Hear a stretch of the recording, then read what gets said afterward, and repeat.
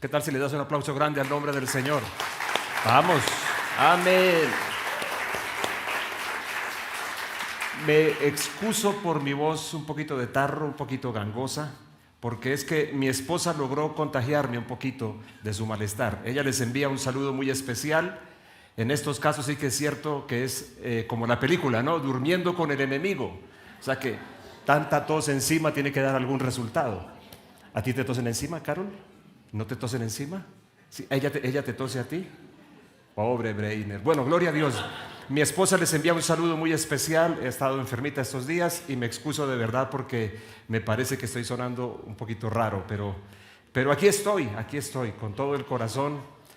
Y si alguien me dice que si estoy resfriado, yo diría que no, estoy bien. Se siente un poquito tapado, pero estoy bien. No estoy tan grave tampoco. Aprovecho que uno de los últimos anuncios tiene que ver con martes de retorno para hacerles una invitación muy cariñosa a ustedes también, los que están a la distancia, los que se nos unen cada martes al mediodía, hora colombiana. Este martes hemos decidido hacer algo distinto para cerrar el año. 2024 seguiremos, pero lo que haremos será un martes de retorno que no será a las 12 del día, sino a las 7 de la noche. Y alguno dirá, ¿qué es martes de retorno? Levánteme la mano el que no tiene ni idea de qué es martes de retorno. Si hay unas poquitas, ok, algunos. Es una convocatoria online de oración, ya llevamos 2 años, en las que nuestro tema son nuestros hijos, nuestros niños, orar por nuestros hijos, orar por nuestros niños. Todos los martes, 12 del día, la idea es que tomen un espacio de su almuerzo, media horita, 40 minutos para orar juntos. Hasta ahora nosotros lo disfrutamos mucho, esos espacios han resultado de muchísima bendición. Entonces, únanse con nosotros, pues ya será el año que viene, porque este martes de retorno, aunque irá también online, será el último del año 2023. Los invito muy especialmente el martes, vengan 7 de la noche, los espero. Y los que de ustedes se unen a la distancia, padres del Bet Shalom o de diferentes lugares, son más que bienvenidos aquí el próximo martes. ¿Cómo están ustedes? ¿Todo bien? ¿Dieron el abrazo al fin a los demás o no? Bueno, gloria a Dios. Desde la semana pasada abrí un espacio para hablar con ustedes que hemos llamado Honra al Señor con tus bienes. ¿Y por qué esto? Diría alguno. Creo que los que son parte de la casa saben que no es un tema habitual entre nosotros, porque preferimos más los cursos que hacemos de manejo de finanzas personales que organiza nuestro querido Andrés Suárez Dupont. ¿Puedes estar de pie, Andresito, por favor? Date la vuelta para que te puedan ver todos ellos. Cuando quieran aprender a manejar sus finanzas personales a la manera de Dios y con sabiduría en todos los sentidos, hablen con Andrés. En este momento ya, Dios mío, Dios me ayude. Ok, en este momento ya está rodando uno de esos cursos. Mira, aquí está el libro. Ven, Andresito, ya que estamos hablando de esto. No te puedo dejar hablar por aquí porque nos damos un pico y eso daría mucho que pensar. Miren los libritos. Ese es el costo del curso, es por los libros. Y corresponden a un ministerio internacional muy correcto, Finanzas Crown, pero estamos dándole también nuestros énfasis, ¿no, Andresito? Así que nosotros no solemos hablar los días domingos de estas cosas. Alguien dirá, entonces, ¿por qué ahora lo está haciendo? Bueno, es final de año. La verdad es que quisiera que todos nosotros pudiéramos echar un repasoncito al tema de finanzas personales. Yo recuerdo cuando estaba optando por mi título como periodista que hice una tesis llamada Visión Familia. Era un proyecto comunicacional y tuve que hacer todo un trabajo de campo. Y encontré que entre las 5 primeras causas de ruptura familiar, adivinen cuál está: problemas financieros. ¿Recuerdan como lo dijimos la semana pasada? Como el dicho de los abuelos, que cuando el hambre entra por la puerta, el amor sale por la ventana. Qué cosa tan cierta. Ahora, ¿debería importarnos el tema? Por supuesto. Hay muchas visiones de cómo se deben manejar las finanzas personales. Necesitamos la visión de Dios. ¿Qué dice Dios al respecto? Y alguien dirá que ese tema es demasiado mundano, que a Jesús no le importa. Por supuesto que le importa. Son decenas de veces que Jesús habló acerca de temas financieros, precisamente por lo sensibles que son. De hecho, tú puedes mirar el capítulo 8 del Evangelio de Lucas y vas a descubrir un asunto muy interesante, que dentro del grupo de la gente que seguía a Jesús, no solamente estaban los famosos 12 apóstoles, que creo que todos sabemos de ellos, sino había un grupo de mujeres y se dan sus nombres. Y lo interesante es que este grupo de mujeres, dice la Biblia claramente, dice Lucas, que Lucas es un escritor increíble, un hombre que tiene siendo médico como era Lucas, una capacidad increíble de poder como captar lo esencial, redactarlo bien. Lucas es el autor del Evangelio de Lucas y también el autor del libro de Hechos de los Apóstoles. ¿Tú sabías eso, verdad, Kilian? Autor de Hechos de los Apóstoles. Él describe, él nombra por nombre propio a las mujeres y dice que esas mujeres le servían a Jesús de sus bienes. Qué interesante esto. ¿Cuántos no sabían esto? Sinceramente, levántame tu mano si tú no sabías que había un grupo de mujeres que seguían a Jesús y que su propósito era servirle con su dinero. Sostenían financieramente el ministerio de Jesús. A ver, déjame ver tu manito levantada si no sabías esto. Bueno, unos cuantos que no lo sabían. Ok, el tema financiero importa. Por esa razón nos hemos metido entonces en esto. Y quiero retomar y cerrar hoy y que el domingo próximo pueda ser también un escenario de un cierre financiero bien hecho, involucrando a Dios e involucrando lo que estamos aprendiendo y una disposición, no por eso de que año nuevo, vida nueva, sino por convicción de poder entrar en un manejo de finanzas personales que sea más sano. Sobre todo en tiempos de incertidumbre necesitamos comprender bien la manera como Dios nos dice que ordenemos las finanzas. De la semana pasada ustedes recordarán que estábamos hablando acerca de lo que yo llamé de volver a las fuentes. ¿Se acuerdan? Una primera gran idea acerca de honrar a Dios. El concepto de honrar, un concepto súper interesante, basado en el libro de Proverbios capítulo 3, donde Salomón menciona, no dice dale a Dios ofrendas, diezmos o dinero, sino dice honra al Señor con tus bienes. Me parece un concepto súper intenso, súper profundo, o como diría un bogotano, re intenso, re profundo, o sea, una cosa así bien, para que no sea repaila. Entonces, que a mí me diga Salomón, dale a Dios, yo diría, ok, eso es normal, pero que me diga, honra a Dios con tus bienes, me mete en otro terreno, un terreno completamente distinto. Al respecto de esto, entonces la primera idea que les expuse la llamé de volviendo a las fuentes. No voy a volver sobre ello, pero pasó una cosa interesante. Al finalizar la reunión, el pastor Gabriel se me acercó diciéndome, mira, que yo recibí algo, como que entendí algo de una forma mayor, mejor, porque es una experiencia de vida siempre estamos entendiendo mejor. De hecho, ten presente esto, que la palabra de Dios no se entiende, no verdaderamente, solamente con la razón humana, no es una función cerebral o de la lógica humana, sino la palabra de Dios tiene que ser entendida en el corazón, abierta a los ojos del corazón. Así oraba Pablo en Efesios capítulo 1. Yo oro a Dios que los ojos de su corazón se alumbren para que sepan. Yo lo llamo a esto inteligencia espiritual. Dentro de las muchas, ¿cuántas son maestros, docentes? ¿Cuántas inteligencias son? Siempre se me olvida. ¿Cuántas? 6 inteligencias. Todos responden tímidamente, ¿no? Los maestros no les gustan que les hagamos exámenes, pero a ellos sí nos gusta. ¿Son 6 o no? 7, al fin que, bueno, agréguenle una.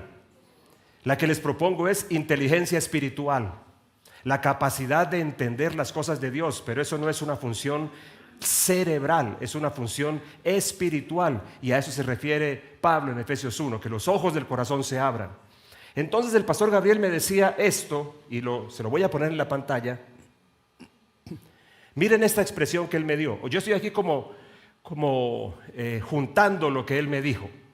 Como honrar, me decía Gabriel, es un verbo, que lo hablamos la semana pasada, que tiene relación con la palabra hebrea kabod, es una palabra poderosa, es la palabra gloria, pero ¿saben ustedes lo que significa la palabra kabod literalmente?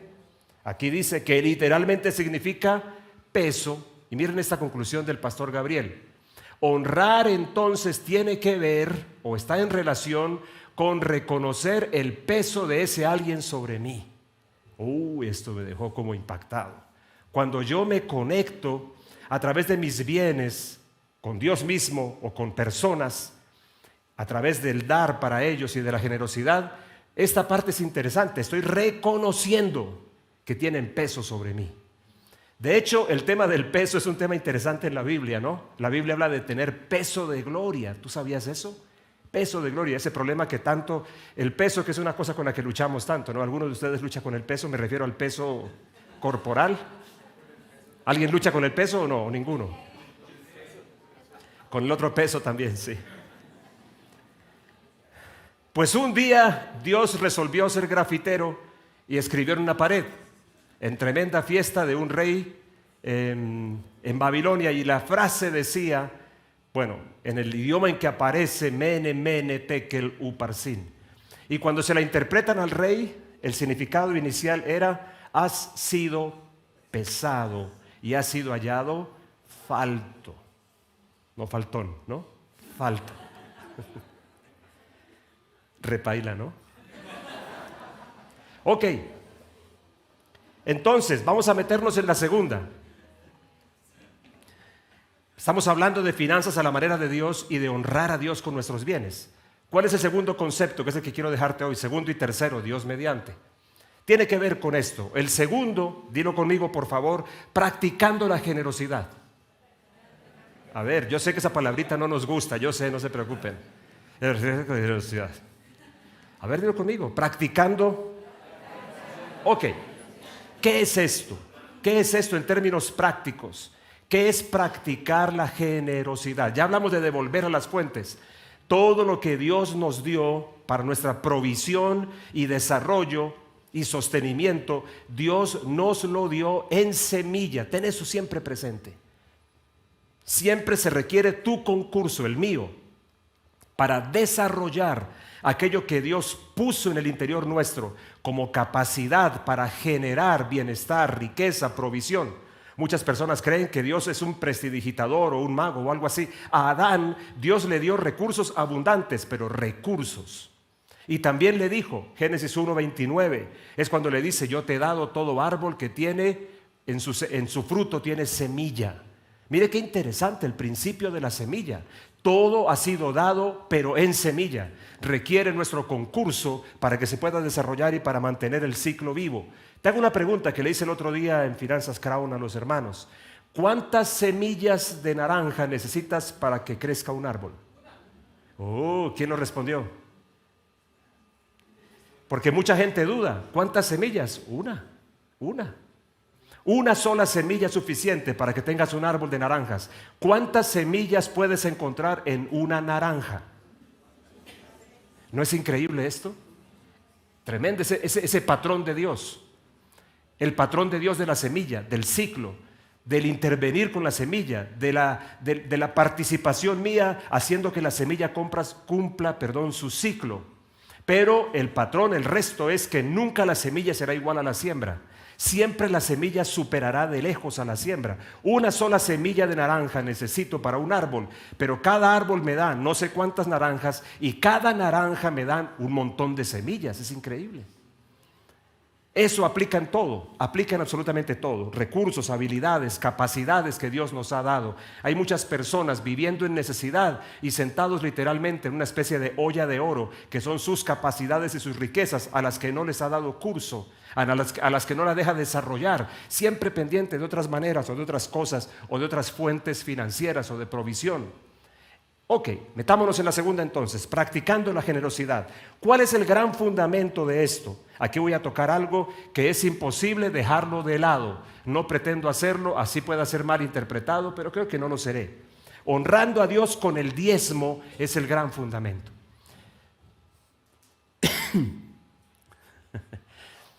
¿Cómo hace uno cuando siente una plumita en la garganta todo el tiempo? Apagar el micrófono, pero apagarlo a cada rato aquí es difícil. ¿Cómo apago la plumita? ¿Me dan un segundito, por favor?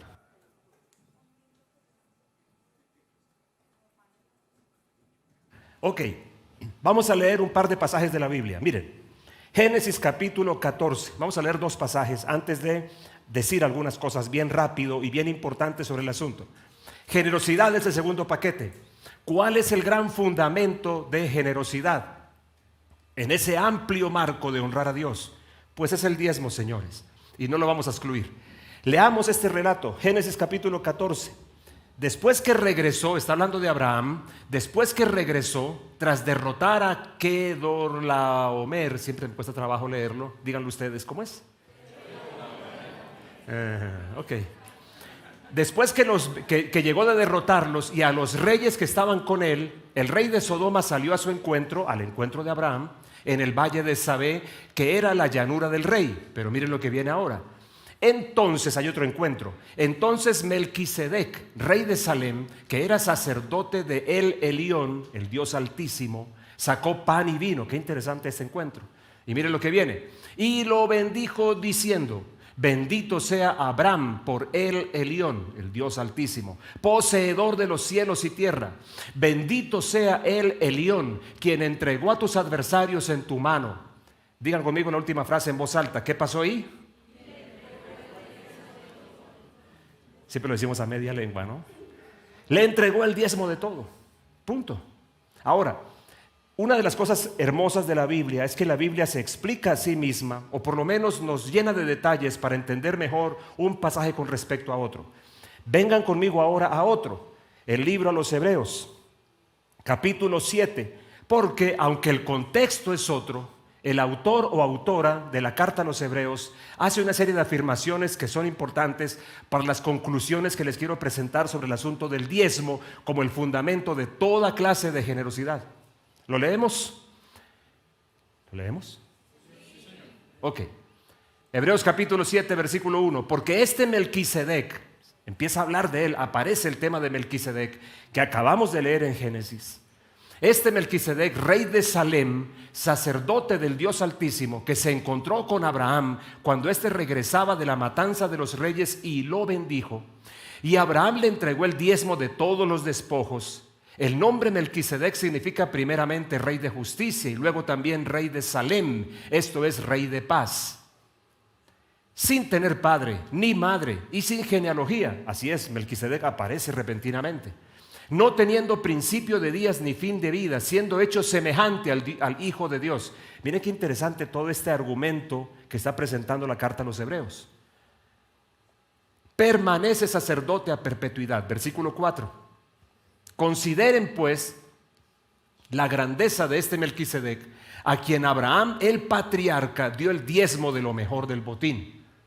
Seguimos, versículo 5. Y en verdad los hijos de Leví que reciben el oficio de sacerdote tienen mandamiento en la ley de recoger el diezmo del pueblo, es decir, de sus hermanos, aunque estos son descendientes de Abraham. Pero aquel cuya genealogía no viene de ellos recibió el diezmo de Abraham y bendijo al que tenía las promesas. Y sin discusión alguna, el menor es bendecido por el mayor. Aquí ciertamente hombres mortales reciben el diezmo, pero allí los recibe uno de quien se da testimonio de que vive. Y lo que nos queda del pasaje, versículo 9, y por decirlo así, por medio de Abraham también Leví, que recibía diezmos, pagaba diezmos, porque aún estaba en los lomos de su padre cuando Melquisedec le salió al encuentro. No pretendo que entremos a hacer una especie de interpretación literal del pasaje, no. Pero les quiero presentar unas conclusiones importantes de los dos pasajes a la hora de hablar del diezmo. Y no hablo del diezmo, me parece importante aclararlo en todo caso, por algún interés particular, sino sencillamente por mostrarles que ese es el soporte de una verdadera generosidad que tiene más implicaciones. ¿Cuáles son mis conclusiones? Escúchenlas bien, por favor. Primero que todo, necesitamos distinguir en el Antiguo Testamento lo que corresponde a la ley mosaica y lo que corresponde a modelos que son eternos. Pónganle mucho cuidado. Porque mucha gente cuando se habla del diezmo, de una vez dice, pero ese es del Antiguo Testamento. Sí, señor. ¿Pero de qué parte del Antiguo Testamento? ¿Corresponde a la ley de Moisés? ¿A esa ley de un montón de mandamientos? No, señores. Lo que la ley mosaica hizo fue institucionalizarlo y ponerle como otra clase de expresión mandatoria, rigurosa. El diezmo como que se cobraba, es la expresión. Pero aquí lo que estamos hablando es de modelos que surgen de encuentros con Dios y no de mandamientos forzosos. ¿Me está siguiendo? Es una cosa muy distinta, muy distinta. ¿Quién le mandó a Abraham a hacer esto? ¿Quién le habló del diezmo? ¿Ya estaba Moisés por allí? Ni existía Moisés. ¿Aparece la ley antigua? No, señores, no había ninguna clase de ley. Pero en el encuentro que él tiene con este Melquisedec, que el autor o autora de Hebreos dice que es una figura del mismo Jesús, él le da el diezmo de todo lo que tenía. O sea, una primera conclusión para el caso del diezmo. Una más, nuestro diezmo, esta sí que te la quiero presentar en tu carita así bien grande, por favor, mírenla. Nuestro diezmo es el único, escúchenme por favor, único acto visible por medio del que reconocemos que todo lo que tenemos es dado por Dios. ¿Me está siguiendo? No, pastor, está exagerando. Hay otras maneras. No, Señor. No, Señor. Hay otras maneras de expresar generosidad. ¿Así suena de terrible? ¿No? Sí. Está delicioso esto. Dios mío. Yo te lo quiero poner en tu carita, por favor. De aquí en adelante que se sepa lo que creemos del diezmo. Esto es el único acto visible, el único. No me lo compares con ningún otro.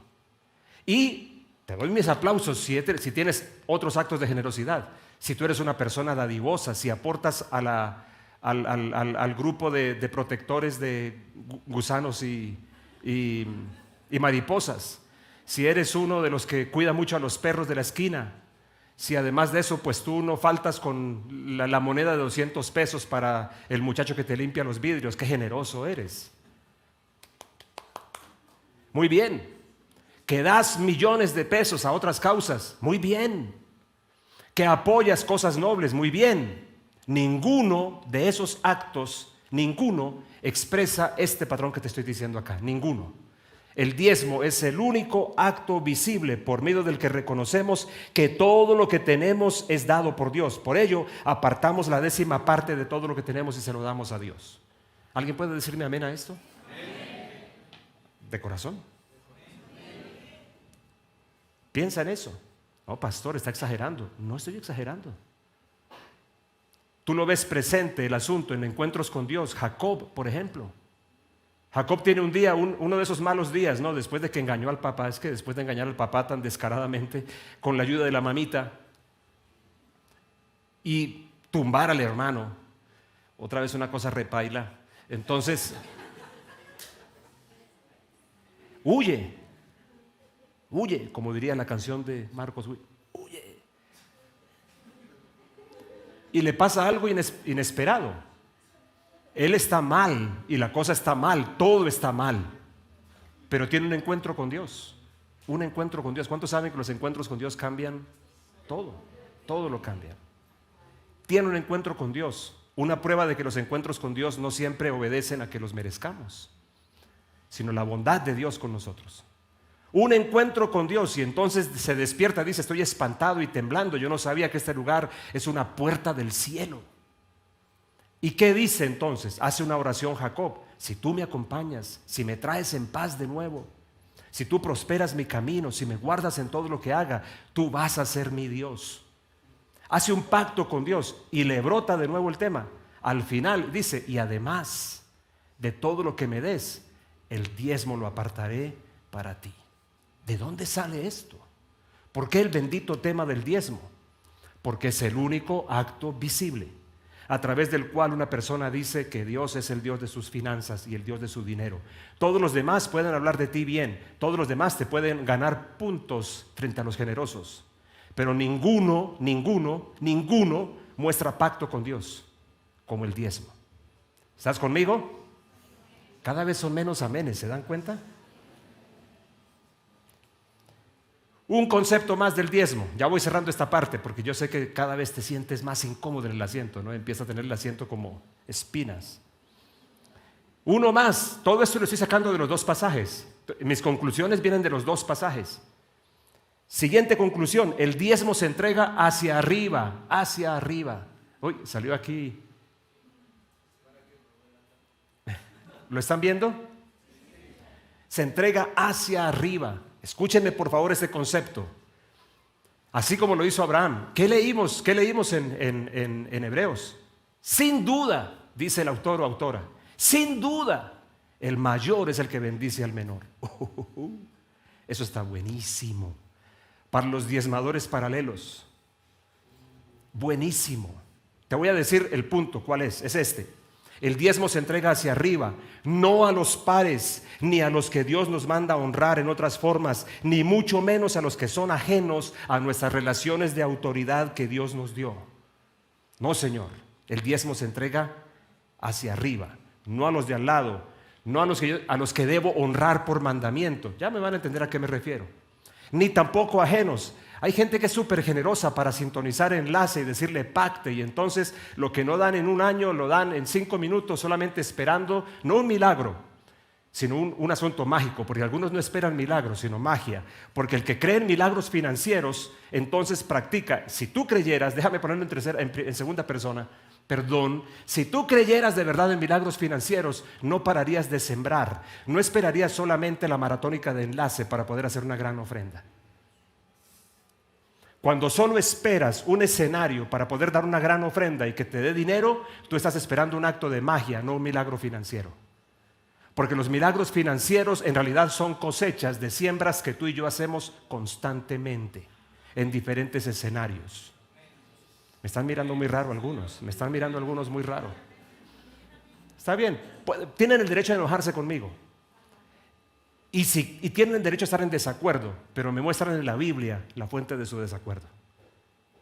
Y me dicen que estoy diciendo algo que no está en la Biblia. Y pare de contar. Pastor, usted me quiere poner la nuca contra el piso para que diezme. ¿En serio tú creerías eso? ¿Tú creerías que yo estoy en ese interés? No me interesa para nada, es tu problema. Yo te estoy presentando una verdad bíblica, como tantas otras que te he presentado a lo largo de los años. Es tu problema. ¿Tú quieres tener una administración a la manera de Dios? Te estoy diciendo que ese es un paso importante.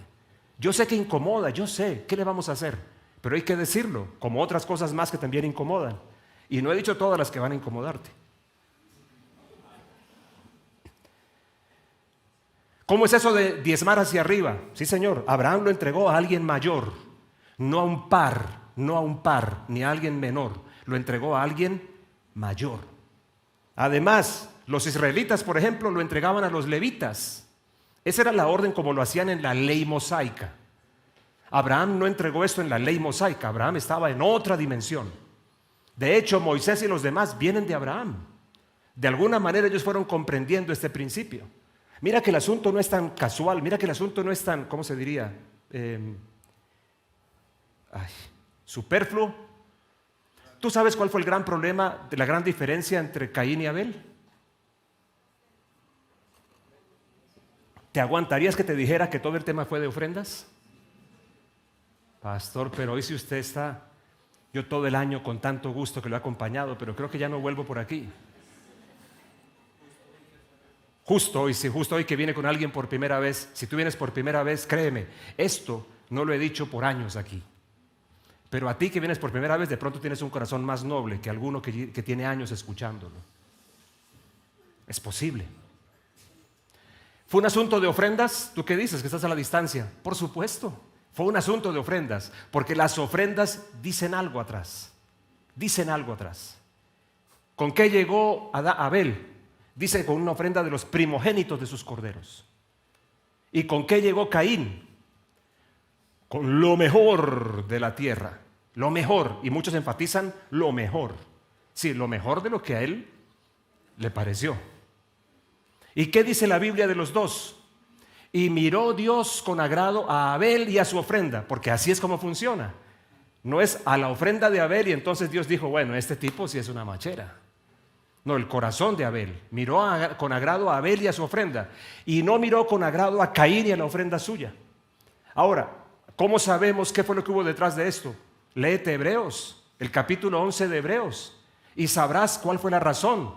La razón, dice claramente la Biblia, es que por la fe, me devuelvo, en el hall de la fama de los héroes de la fe, que es el capítulo 11 de la carta a los Hebreos, ¿quién encabeza la lista? Por si acaso. Abel, sí señores, Abel.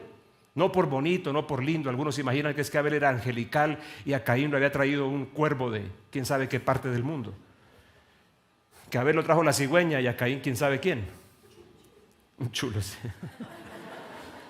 Como leí en estos días en un pavo metalero. Repaila también. ¿Por qué fue agradable a Dios el tema? Es que a Dios le importan las ofrendas, a Dios le importa el corazón. Y está diciendo que las ofrendas hablan del corazón. Eso es lo que está diciendo. Caín dijo, Dios me tiene que aceptar como a mí me parece. Yo le traigo lo mejor de lo que a mí me parece. Sí es lo mejor, se lo reconocemos. Pero la palabra ofrenda en la Biblia, que en el hebreo es la palabra korban, literalmente traduce un camino abierto hacia Dios. Así que un camino abierto hacia Dios yo no lo puedo determinar. Si Dios me abre un camino, debe ser el camino suyo el que yo tome, no el camino que a mí me parece mejor. No es cierto eso de que todo camino lleva a Roma. A propósito, también Roma me robaron, no les había contado, ¿no? En la ciudad eterna. Que Dios los guarde en su gloria a los ladrones. Por la fe, Abel ofreció a Dios un mejor sacrificio. Eso dice la carta a los Hebreos capítulo 11. El tema fue otro, el tema fue del corazón. Ok, cerremos el tema del diezmo para que te cambie la cara. Entonces, cierro con esto, el tema del diezmo. El diezmo entonces debería diferenciarse en su fondo y en su forma de toda otra práctica de generosidad. Esa es mi conclusión. El diezmo tiene que ser distinto.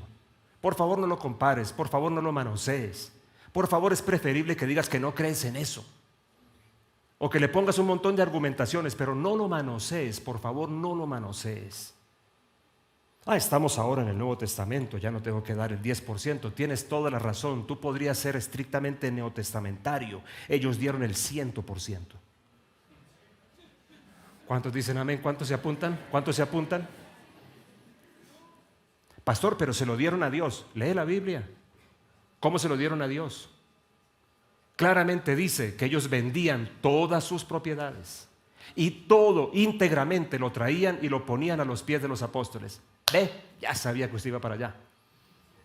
Ahora está pidiéndome que traiga mi casita y se la ponga ahí como usted sentadote y le traigo sus pies. No, lo que estoy diciendo es la manera como se da a Dios es a través de personas que Dios designa. Y ese temita no fue cualquier temita, porque por ese temita, por manosearlo, fue que Ananías y Zafira murieron. Ahora, ese es el modelo de Dios para todo tipo de administración financiera. Yo no me atrevo a tanto. Solamente te estoy contando algo para decirte, si la ley de Moisés dice que el diezmo es de Dios, pues los que vivimos en la plenitud, que ya no es la ley de Moisés, sino en la gracia de Dios, deberíamos dar más siempre, no dar menos. Si creemos en favor de Dios, ese favor de Dios no nos puede poner por debajo, nos tiene que poner por encima. Si lo que era parcial nos puso esta línea, lo que es pleno, ¿dónde crees que nos puede poner? Arriba, más arriba. Al menos una línea más arriba, pero más arriba en todo caso. Así que quiero decirte, esta es la verdad bíblica acerca del diezmo. Pero para que te cambie la cara, pasemos al segundo. La segunda forma de generosidad, de honrar a Dios a través de la generosidad. ¿Para cuántos quedó claro el tema del diezmo? Así no les guste. Sí, porque puede que no me guste. Está dentro de lo posible. Y si tienes preguntas para mí, al final te las resuelvo. Algunas podría responderte. Número 2, a la hora de practicar la generosidad, yo lo llamo así, honrando a Dios por medio de la siembra en terceros. Sembrando en terceros. Este es un acto de generosidad. Perdón.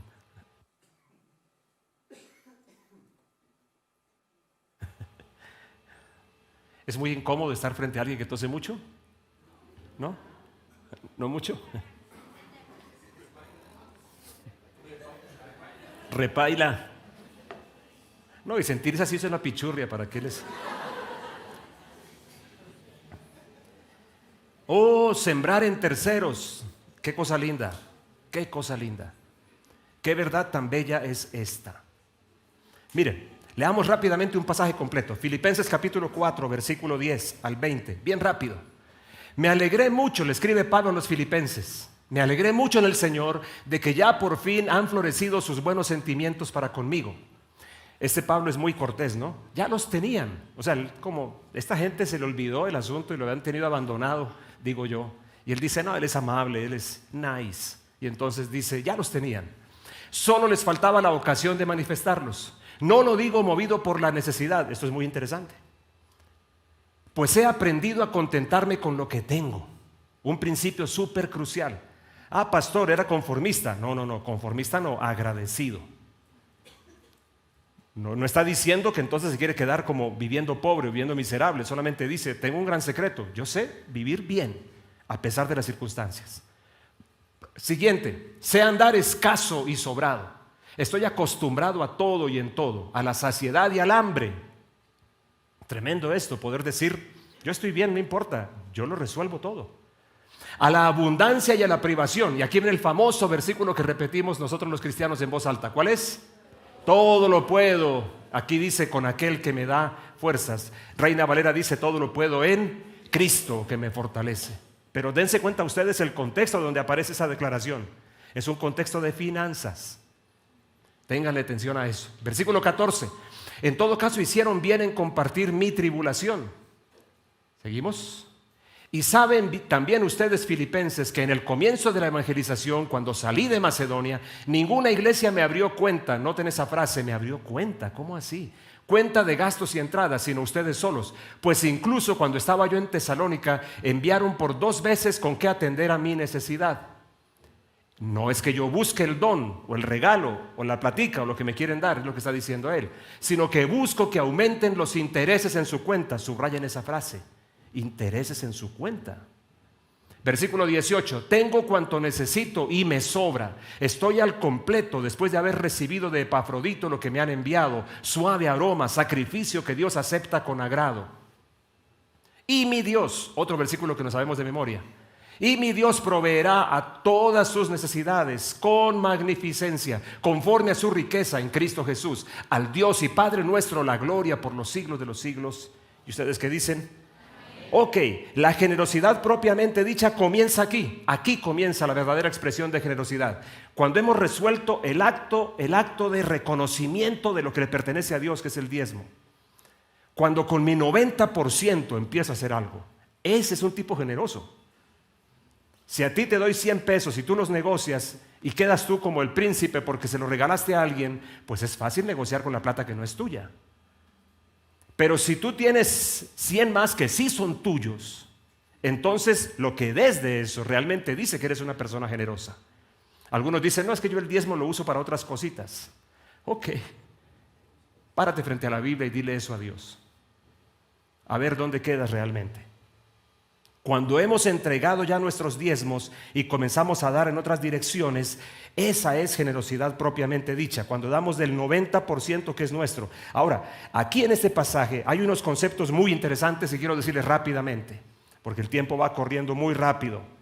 Todo en este pasaje, quizá no lo sepas, todo en este pasaje es lenguaje contable. Cuando dice depósitos, cuando habla de todo esto es el famoso lenguaje del debe y el haber, créditos y débitos, depósitos y retiros. Sí, señores, es lenguaje contable. Y también cuando dice, yo quiero es que los intereses de su cuenta abunden, es lenguaje contable.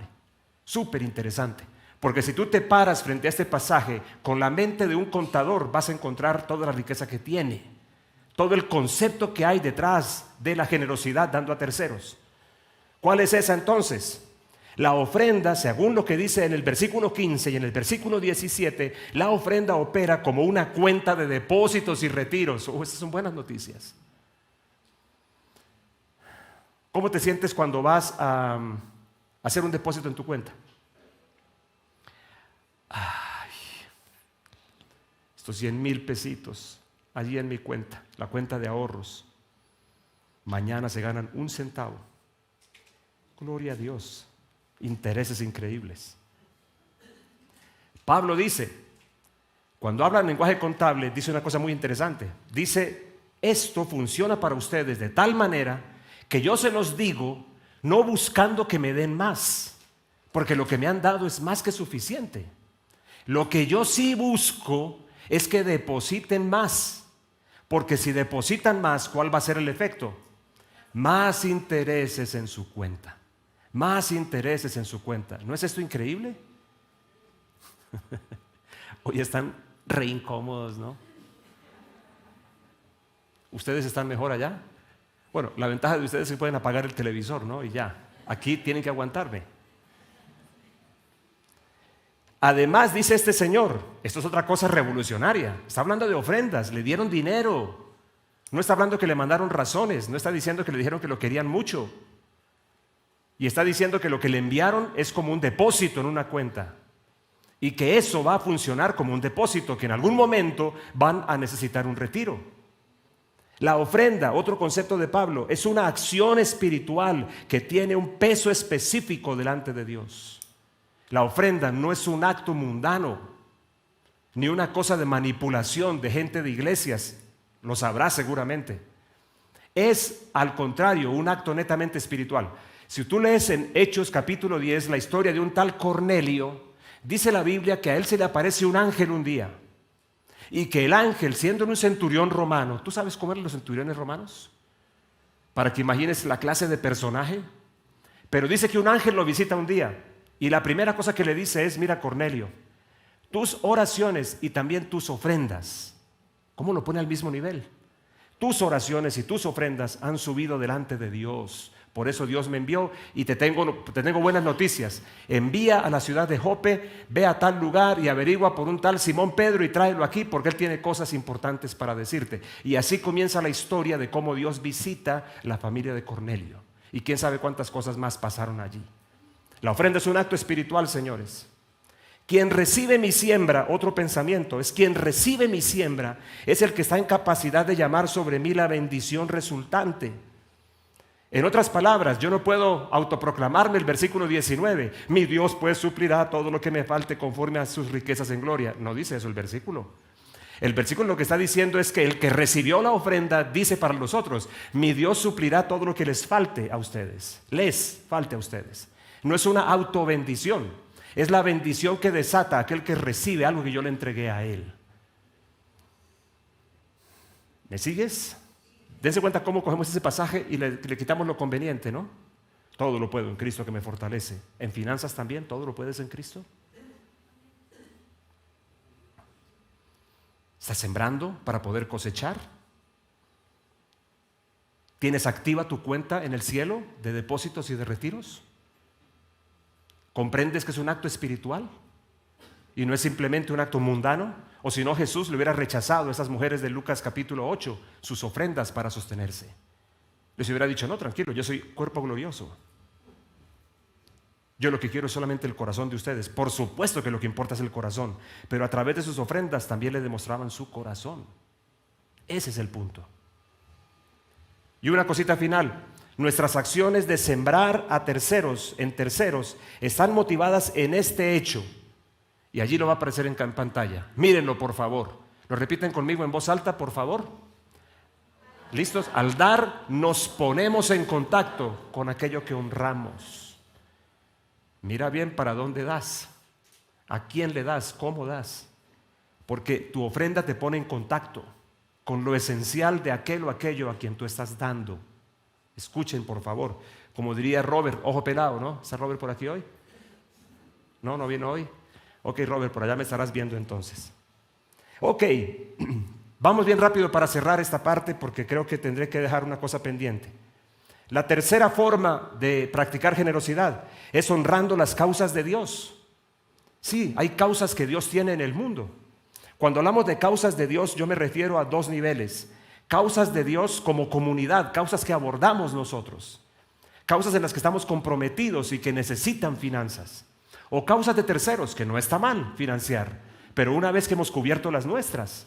Por ejemplo, ¿tú sabías que tenemos redes de servicio que requieren apoyo financiero? ¿Sabías que tenemos una red de plantación de iglesias, una red misionera, que sostenemos de alguna manera misioneros en diferentes partes del mundo o les damos ofrendas para ayudarlo? Eso es una causa de Dios. De hecho, en el 2020, el Espíritu Santo me dejó saber que Dios estaba listo para entrar en un compromiso especial con los emprendedores que estuvieran dispuestos a financiar completamente causas de Dios. En estos días, uno de nuestro equipo de líderes, un empresario de aquí, de nosotros en la iglesia, se me acercó para decirme: estoy listo otra vez para ayudar a financiar algún proceso de misiones en alguna parte, de largo plazo, no para darte una ofrenda nomás, sino para ayudar un tiempo. A eso me refiero. Algunos son muy generosos, pero no apoyan su casa. Y creo que en eso puede pasar algo parecido a lo que es aquel que es muy generoso afuera de su casa, pero no provee para sus necesidades. Entonces, provees para necesidades de afuera, de gente que ni conoces, de gente de la cual no sabes nada, ni qué hacen, ni en qué andan, y de pronto descuidas las cosas que tenemos aquí por hacer nosotros. Tenemos redes de servicio que necesitan finanzas para poder apoyarse. Tenemos personas a las que quisiéramos apoyar financieramente y no tenemos suficiente para hacerlo. ¿Puedo? Siguen muy serios. Díganme la verdad, ¿están enojados?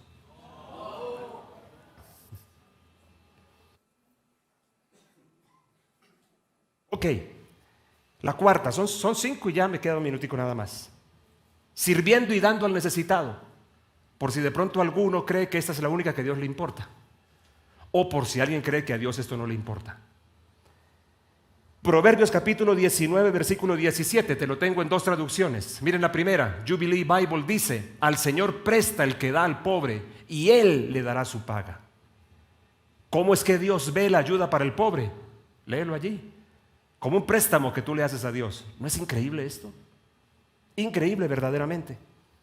El mismo versículo, la Nueva Versión Internacional, miren cómo lo dice: servir al pobre, porque incluye entonces Salomón aquí no solamente el dar dinero para el pobre o necesitado, sino incluye apoyarlo en un sentido más extenso. Servir al pobre es hacerle un préstamo al Señor. Dios mío, que Dios se considere deudor de mí porque ayudé a un necesitado. Es increíble. Dios pagará esas buenas acciones. Para mí el ejemplo inolvidable es lo que yo creo que abrimos en la pandemia, una puerta que abrimos cuando el Espíritu Santo me dice: cuida al necesitado, y lancé una ofrenda, y esa ofrenda, que duró hasta diciembre de 2020, recolectó más de 100 millones de pesos, con los cuales le salvamos el plato de comida a decenas y decenas de familias durante todo ese tiempo. Yo creo que con esa práctica, queridos, creo que con eso nosotros abrimos una puerta de bendición para nuestras vidas. De verdad lo creo. Y yo me involucré activamente, porque no soy de los pastores o líderes que habla de esto y se queda ajeno. No, Señor, en cada ofrenda que yo digo, hagámosla, yo doy. Y diezmo, yo también doy. Y como doy diezmo hacia arriba, mi situación es esta: soy el pastor general, no el único pastor, ni el mandamás de la iglesia, el pastor general. Entonces, como yo creo en diezmar hacia arriba, mi diezmo lo doy a quien es mi cobertura espiritual, mi cobertura apostólica, y sin falta procuro enviarle ese dinero a la ciudad y al país donde esa persona vive, honrándola. Pero luego de mi 90% yo doy también para las ofrendas que yo mismo les planteo que demos. Y si alguno dirá: oiga, pero el pastor tiene plata. Bueno, de alguna manera entonces sí, porque Dios me bendice para todo eso. Entonces tal vez tengo porque doy, ¿no? Porque no es al contrario, que dé el que tiene, no. El que tiene es porque da. Seguramente en muchísimos asuntos el que tiene es porque da. Y la última, honrando a los padres biológicos. Sí, Señor, esa no se me había olvidado. Y con esta cerramos hoy. Miren estos textos en la Biblia. Miren estos textos en la Biblia. Ahí están. Éxodo 20. Esto sí viene inclusive del mandamiento, de las leyes de Moisés. Honra a tu padre y a tu madre. Ven, Priscil, por favor, que ya vamos a cerrar. Honra a tu padre y a tu madre. ¿Te das cuenta que aparece el mismo concepto de honra? No dice solamente dale, pero escúchame. Si estamos hablando de honra y entendiendo lo que es honra, está implícito el dales. Honra a tu padre y a tu madre para que tus días sean prolongados en la tierra que el Señor tu Dios te da. Efesios capítulo 6, versículo 2, que lo toma para el Nuevo Testamento. Honra a tu padre y a tu madre. ¿Qué dice el paréntesis? Que es el primer mandamiento con promesa.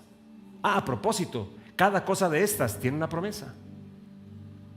¿Para qué? ¿Lo leen conmigo en voz alta? Te vaya bien y para que tengas larga vida sobre la tierra. Pastor, qué bueno que usted lo mencionó. Por eso es que mi diezmo se lo doy a mis papás.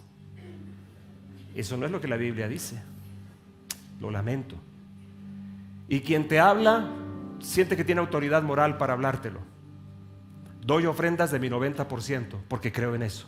Porque creo en que es una cuenta activa y necesito retiros. Doy mi diezmo, sí, Señor, yo diezmo. Pago mis impuestos por si acaso.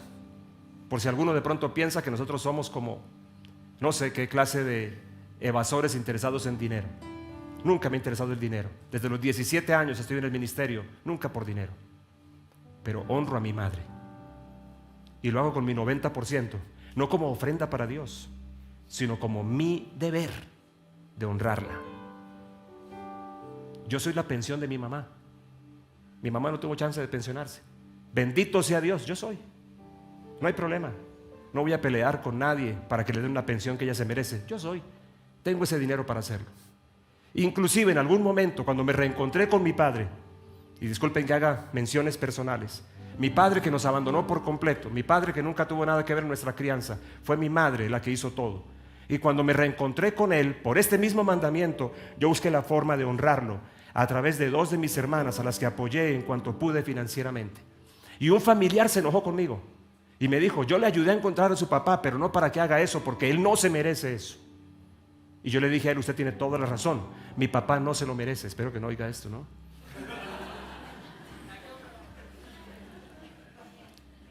No es que se lo merezca, le dije. Es que la Biblia me dice que honre a mi padre y a mi madre. No es más, no es otra cosa. Yo quiero prosperar. En este momento no tengo nada, financieramente no tengo nada. Tengo un carro que estoy pagando. Tenía una casa que Dios nos dio el privilegio a mi esposa y a mí de sembrarla como herencia en vida para mi hijo, para su esposa y para mis nietos. ¿Qué tengo? Nada. Por si acaso tengo seguro funerario, para que no se preocupen por eso. Eso sí tengo. No me importa. Tengo 62, no me estoy muriendo, no tengo planes de morirme. Creo que la vida sigue y sigo sembrando. ¿Ustedes creen que yo hablo esto solamente por votar corriente? Me interesa que te vaya bien. Es tu decisión. Como dicen los gringos, it's up to you. Depende de ti. Tú decides. Lo último, hablando de esto, Mateo 15, Jesús tocó ese vicio que había. Jesús les preguntó: ¿por qué también quebrantan ustedes el mandamiento de Dios a causa de su tradición? Esto no es nuevo, ¿no? Eso de que embolatemos las ofrendas y los diezmos y manipulemos todo eso es viejísimo. Versículo 4, porque Dios dijo: honra a tu padre y a tu madre. ¿Quién está hablando aquí a propósito? ¿Quién está hablando aquí? Jesús, se los dije. Allí está el versículo 3. Jesús les preguntó.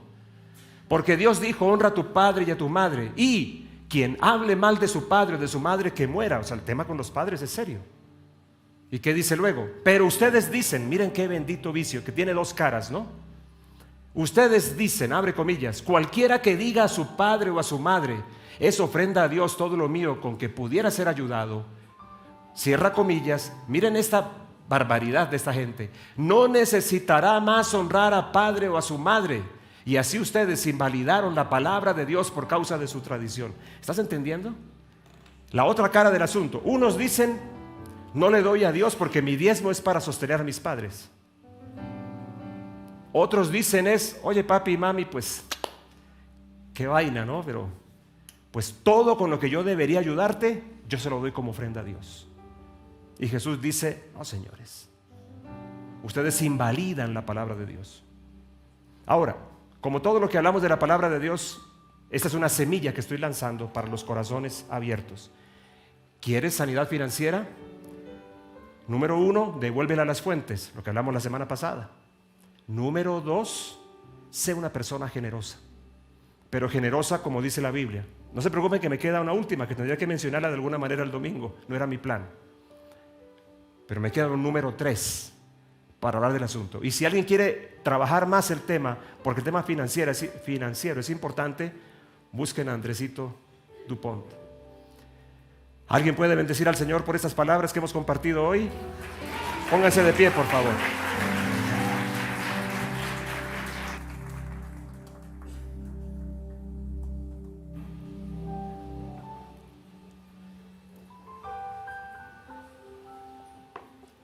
Alguno dirá: uy, pastor, pero ya oyéndolo yo estoy como colgado con Dios entonces.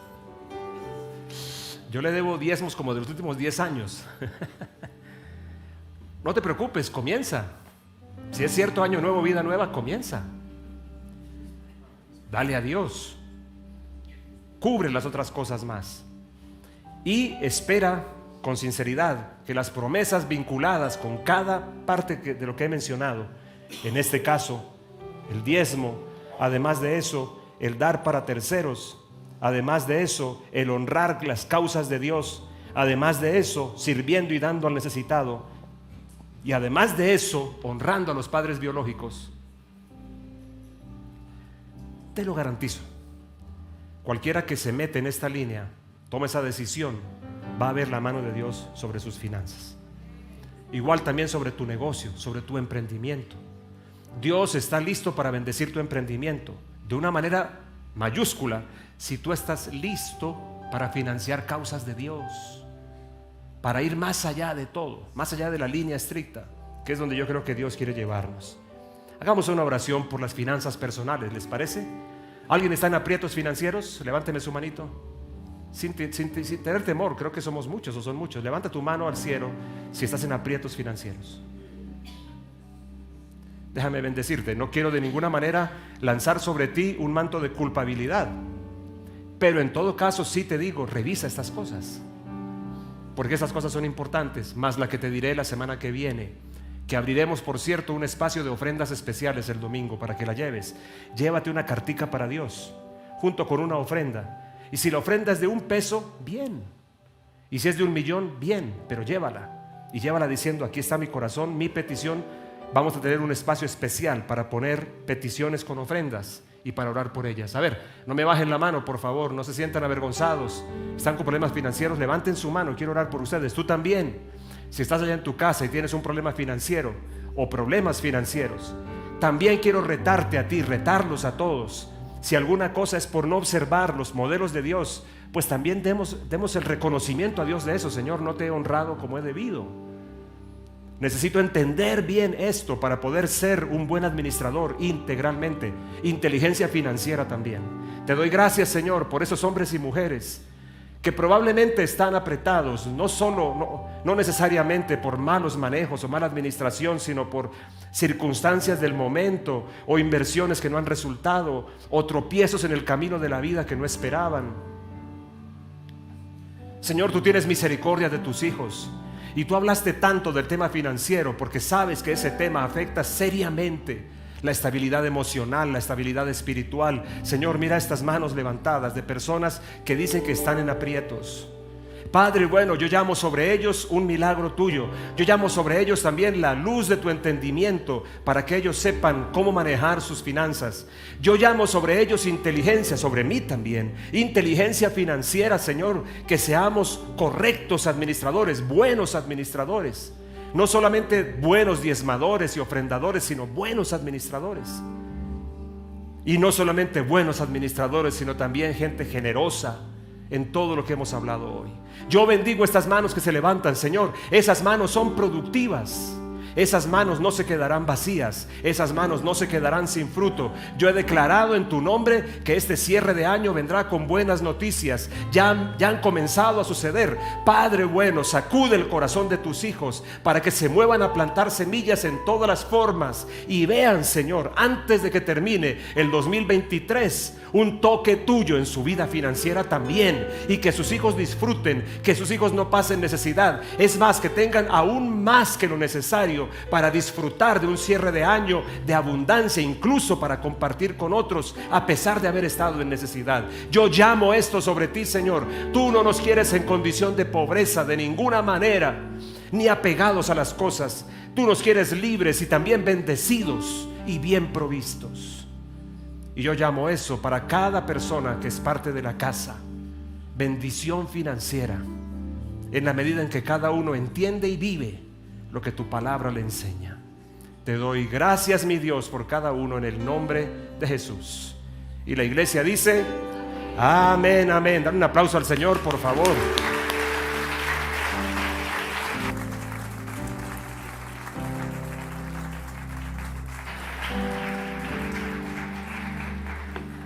Próximo domingo entonces tendremos un espacio especial para que lleves una carta para Dios. Miren, me pasó una cosa, déjenme contarles esto antes de que se vayan. Este anillito que ustedes ven aquí me lo regalaron en febrero de 1994. Fue un regalo. Y tiene una historia increíble, porque fue un asunto entre Dios y yo. Yo le estaba pidiendo a Dios algo y le decía, ¿cómo me gustaría un anillito así, así, así? Solamente mi esposa lo sabía. Y una pareja un día resultó con este anillito. Un día estaba en Medellín y era un momento de ofrendar y no tenía dinero. Todo lo que tenía eran 2,000 pesos.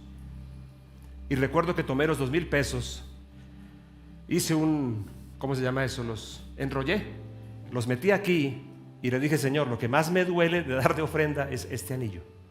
Y lo ofrendé en Medellín, me desprendí de él. No sé cuánto cueste, para mí cuesta millones. Unas semanas después, la misma pareja que me lo había regalado apareció con un paquetico y me dijo, toma, pastor, un regalo para ti. No lo podía creer cuando volví a ver mi anillo. Esta pareja supo que yo había dado ese anillo como ofrenda, buscó a la gente en Medellín donde yo lo había entregado y se los compró y me lo trajo de nuevo. Yo recuerdo que hasta Andrés David ese día se enojó conmigo.